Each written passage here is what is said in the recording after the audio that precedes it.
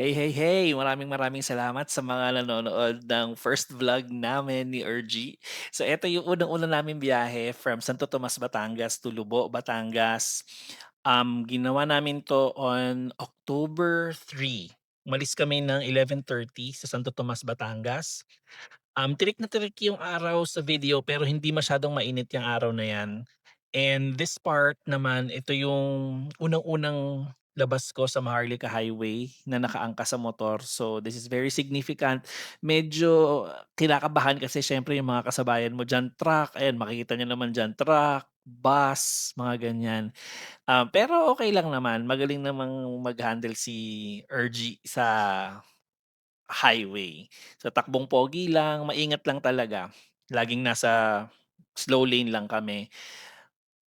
Then dito, I think ito ay nasa Alaminos na part.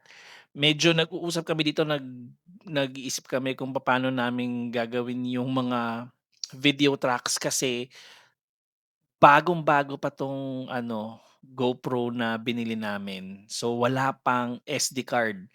Kaya nag-decide na lang kami na pumunta ng SM San Pablo muna, ta's makikita ninyo diyan ang kapal na nung ulap. Eto na yung pumasok kami ng parking area ng SM San Pablo. Sobrang daming tao niyan kasi Sunday, 'di ba? 'Yan okey pa yung panahon diyan, medyo makulimlim lang. Actually hindi pa 'yan makulimlim, eh, yung saktong ano lang, saktong tanghali lang yung vibes. So 'yan, wala naman masyadong kuwento dito, it's just SM, siyempre si kuya, si ate mangangapa. Tas hinahanap namin yung mga stores, yung cyber zone ng SM San Pablo dito sa part na 'to. Pero nothing very special. Pagkatapos namin na bumili nung SD card, bumaba na rin kami. Bumili lang ng konting toiletries. Tapos ayan, palabas na kami ng mall, makikita ninyo dun sa salamin sobrang labo na, tsaka ang dami ng tao na naghihintay. Kasi nga biglang lakas ng buhos ng ulan. Pero dahil cowboy tayo at meron tayong hinahabol na oras, hindi natin alam kung gaano katagal yung magiging biyahe natin, hindi na tayo nagpatumpik-tumpik. Kahit may hawak tayo GoPro na may Volta na nakakabit, na hindi dapat mabasa, sinugod natin yung ulan at bumalik tayo dun sa motor. Pero huminto rin naman 'tong ulan na 'to right away at ayan, as you can see, ano pa rin 'yan, nasa San Pablo pa rin kami niyan, kaalis lang namin 'yan ng ano, ng SM. Tapos fast forward tayo.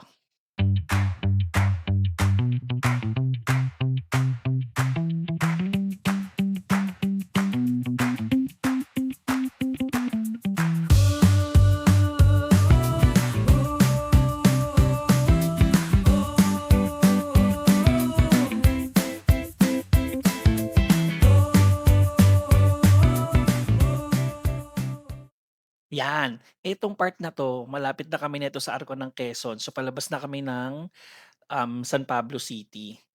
So dito mararamdaman mo na unti-unti na nagiging probinsya feels yung paligid. Tapos dito na rin nag-umpisang gumanda yung feeling namin, and si Ergy, eto na lang talaga yung nasabi niya bigla. Salamat Lord, mayroon ng binigay na ganitong ano, tanawin sabi ko.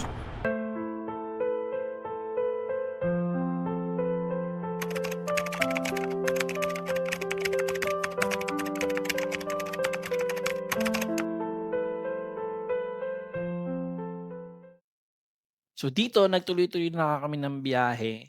So yan, makikita ninyo diyan yung arko ng Province of Quezon. And ito nasa Chaong na kami nito. Tingnan niyo naman 'yan, kung bumabiyahe kayo ng ganyan siguro ang takbo ninyo 30, 40 tapos ganyan yung mga makikita ninyo sa paligid. 'Di ba, kahit mainit yung araw natatalo ng simoy ng hangin tsaka ng mga magagandang tanawin yung, init. Kaya tuloy-tuloy lang talaga yung biyahe namin. Tapos dito susunod na part na 'to, nasa diversion na kami nito, I think Chaong to Candelaria 'to. Huminto lang si Ergy kasi parang napuwing yata siya, eh, kung 'di ako nagkakamali, ito yung napuwing siya. Tapos, huminto lang kami diyan sandali, then dire-diretso na uli yung biyahe namin hanggang sa marating namin ito.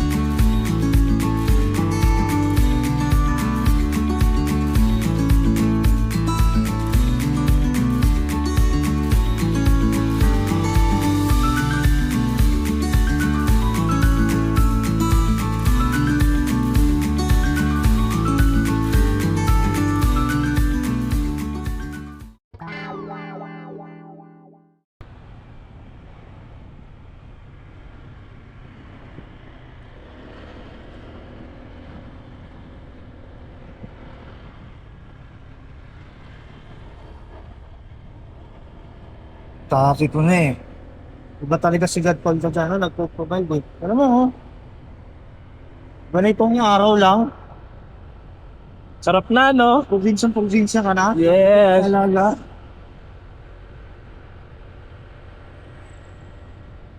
Yung araw lang. Tapos pupunta ka ng dagat. Ay po! Stress na stress ka. Ito masaya lang, gago. Masaya ka lang. Kaya ganyan yung eskwelahan, no? Ha? Oy, yung eskwelahan. Tapos nasa gitna lang ng ano, no, sagingan. Eh, saka. So, eto yung Chaong San Juan Bypass. Ito yung pinaka-shortcut. Napakahaba pa nito. So, lalapatan ko na lang ng music and fast forward natin. Let's go!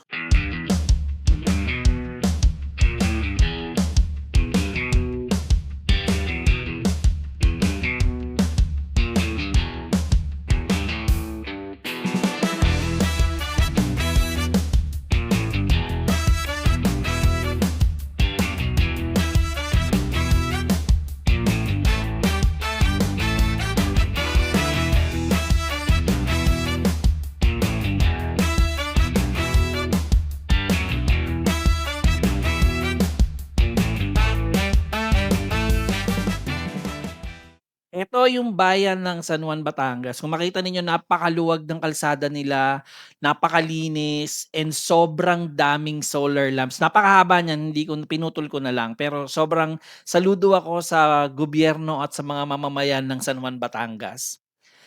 Tapos itong part na to, laiyan na to, medyo paahon na to. Fast forward ko na lang, makikita ninyo, puro rough roads na yung mga susunod. Papasok na tayo sa bayan ng Lubo.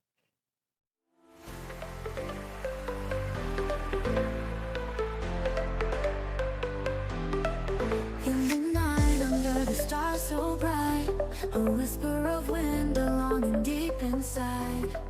Setting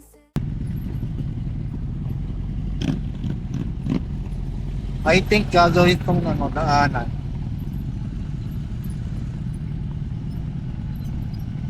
Papatagin yung bundok, hindi. Nilalagyan nga nila ng ano, barrier eh. Hindi, dito siguro sa daanan natin. Sa cement one. Ito, oo, syempre.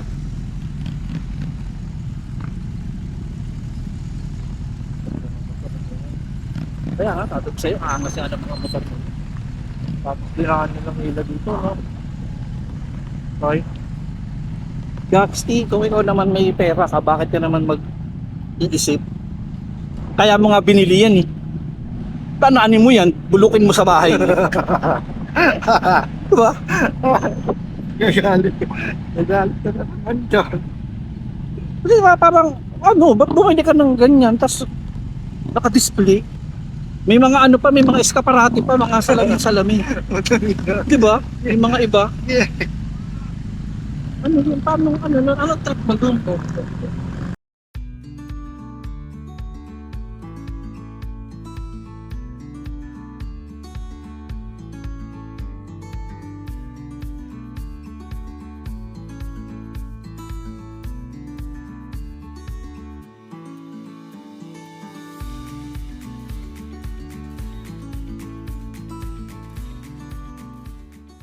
Hindi ko natatanggalin yung fast forward ng video kasi sobrang haba pa talaga ng kalsada na to. Makikita ninyo dito, maganda pa yung kalsada pero later on mas off-road na yung atake. That means nakapasok na tayo sa municipality ng Lubo. Now this part, meron ditong magandang view. Papakita ko sa inyo. Yan. Mabagal na yung takbo namin dito kasi bukod sa palusong, sobrang ganda nung view niya para siyang Jurassic Park. Nagle-layer-layer yung mga bundok. Kaya lang hindi talaga siya ma-justify sa camera. Sinubukan ko ng ipan yung camera, nilagyan ko pa yan ng keyframe, pero sobrang kailangang mas makita ninyo to in person para mas ma-appreciate talaga ninyo. I guess yun talaga yung magic ng nature. It has to be experienced.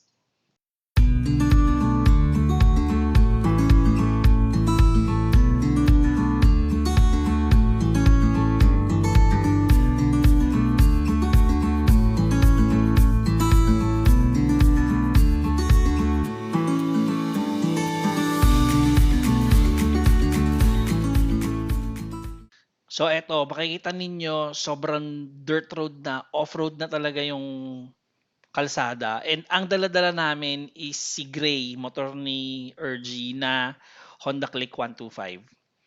So apparently itong place na to ay part na ng Lubo Municipality. So makikita ninyo wala talagang kakalsa-kalsada na dito hanggang sa makarating sa resort.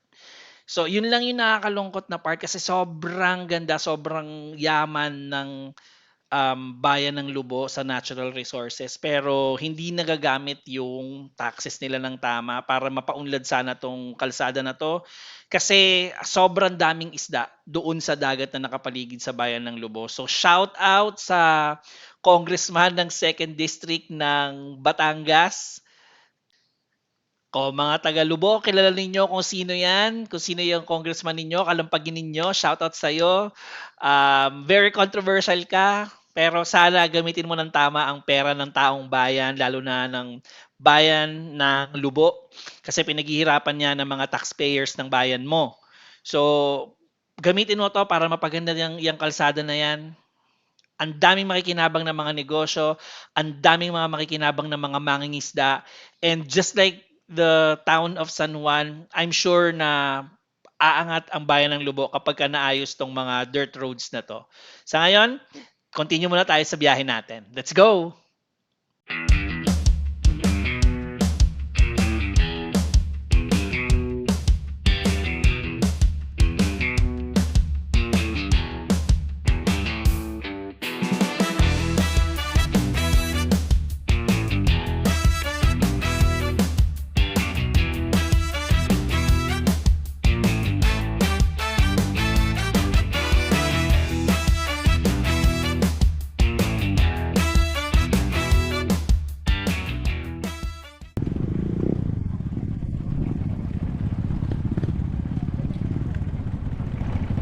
Hindi pa rin dito. Saan pa? Saan ka? Ano? Yung aroma yan ha. Saan po? Doon pa. Doon eh. Dito. Baka doon. Easy. Anong nakalagay dyan? Wala naman wala akong nakitang unika iha. Atras ka para makita mo. Diretso. 'Di ba? Sabi ko umatras ng konti para makita namin kung nandun yung pangalan ng resort na Unica Iha. Pero gusto niyang dumiretso. So sige, pagbigyan natin. Pero konting-konti lang yung nai-under namin dyan. Hindi na kami lumayo kasi may nakita na rin naman siya sa mapa. So, balik tayo.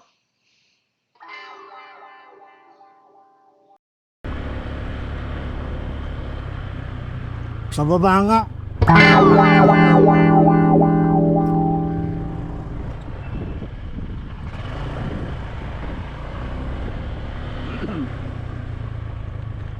Gago eh. Dati marunong pa kayo sa mapa.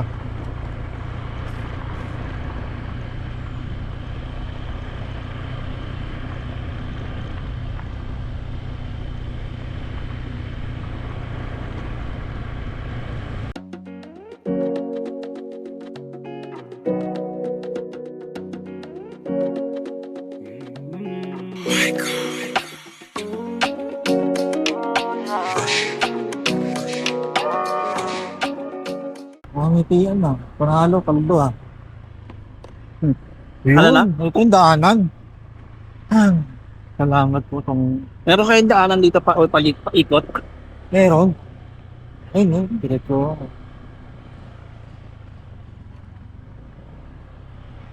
Upang magsumbong sa'yo. Kapag sugod na ako. Eh, malaman na tayo ito eh. Patay. Nakarating? Saan ka na ini ka iha? Paano kita? Tapos masarado na pala no iba na pala pangalan. Ayun, Unica Iha. Saan? Ito, dito. Arito.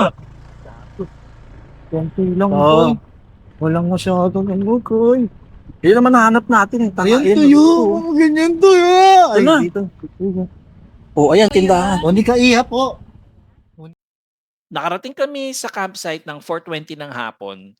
Wala na kaming sinayang na oras ni Ergy. Kinausap ko na agad yung may-ari. Kinonfirm nila sa amin na wala ngang naka-camp nung gabi na yon kundi kami at yung katabi naming naka-overland setup na makikita ninyo sa video mamaya. Wala kaming video masyado nung nasa campsite na kami kasi in-enjoy talaga namin yung tahimik at kalma. Mas gusto namin na off-cam lang namin gawain lahat maliban doon sa pagdating namin at saka yung dalawang time-lapse at mga konting photoshoot lang na ginawa namin nung umaga. So, pagtyagaan na muna ninyo sa mga susunod na biyahe natin, magvi-video kami ng mas marami. Let's go!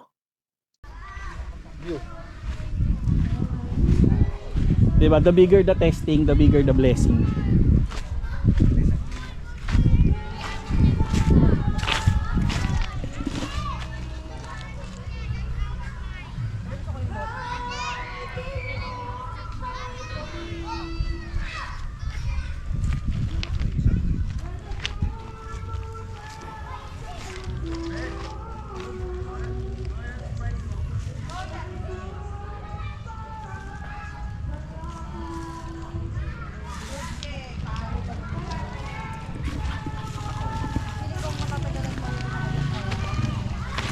So dito sa part na 'to, magse-setup na kami ng camp.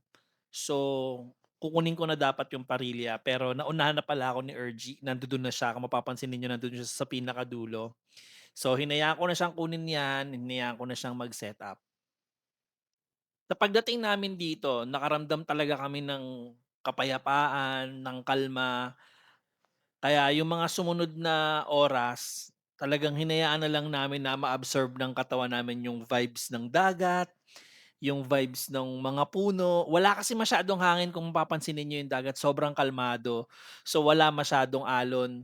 Pero kinaumagahan naman nagkaroon ng konting swell, pero hindi gano'n kalakas talaga. Ito yung host namin, Unica Iha Resort. Napakasimple lang ng pamilya nila pero rock si nanay tsaka si tatay diyan. Sobrang bait din nila. Yan yung parilya na yan, hindi na nila yan pinabayaran, pinahiram na nila yan, nagpahiram pa sila ng food dong kasi wala talaga kaming kagamit-gamit. Kundi yun lang, yung binili lang namin sa kanila na isda at saka liempo. Kasi dito sa area na 'to wala ka na ibang mabibilhan kundi yung host mo kung meron silang tinda. Kung wala, marami namang mga tindahang katabi kasi dikit-dikit yung mga resorts. Pagkatapos ni Ergy na ma-set up yung parilya, sinet up na rin namin yung tent. Pero hindi na namin na-videohan kasi naguguluhan si Ergy kung paano siya isa-set up dahil sanay kami sa manual. Pero eto yung time-lapse namin after namin na mailapag yung tent.